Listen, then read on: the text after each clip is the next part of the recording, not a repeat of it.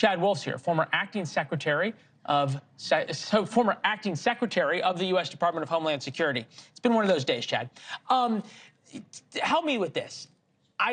Having spent a lot of time in the Middle East and with a lot of these groups, it would be military malpractice for Hezbollah, for Hamas, for others to have not already tried, certainly tried multiple times, if not already succeeded in infiltrating people into the United States.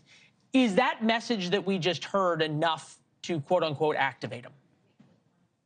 Well, I certainly believe it is. And we know this from a variety of different data sources, intel sources, that groups like Hezbollah specifically, Hamas to a lesser extent, at least in the past, have certainly been here in the United States. The FBI has been aware of them. They've tracked them.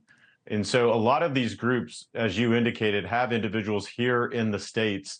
And so to, quote, activate them or to inspire them or to have them do something is unfortunately a lot easier than I think most Americans really understand. And you apply that with what's going on along the southern border, which you described so aptly, and I think you've got a real issue here. And so that's why we hear Director Wray saying that all the lights are blinking red, and he sees the threat of potential acts here probably the highest that they've been since 9/11. And so that should give a lot of Americans a lot of concern.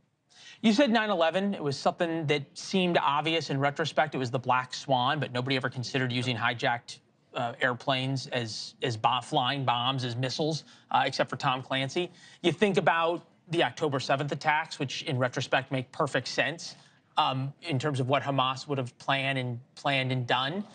But before that, nobody thought of it in Israel.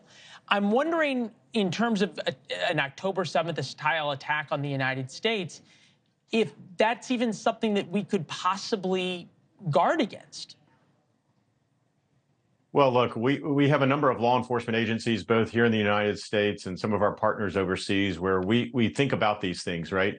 They think about the types of attacks, how it would be planned out.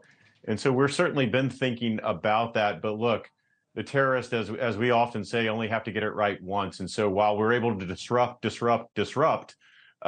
different plots over time, and you see that on the news periodically, they only have to get it right once. And so it's not only about disrupting once they get here in the United States, but it's also about preventing their entry into the United States, which is critically important, which, again, this administration, I believe, has not done a really good job about. And so you really need to do both. You need to make sure that they're prevented from ever coming into the United States. And then once they are here, you've got to disrupt. And that takes law enforcement working together, both at the federal, state, and local level. And we've got a good apparatus here in the States. But the question is, how do you prevent the entry to begin with? And I think that's where we need to do better at. Well, and also be clear-eyed about what the threat really is in terms of where it's coming from. Chad, it's good to see you as always. Thank you.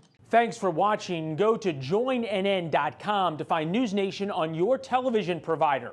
And don't forget to click the red subscribe button below to get more of NewsNation's fact-driven, unbiased coverage.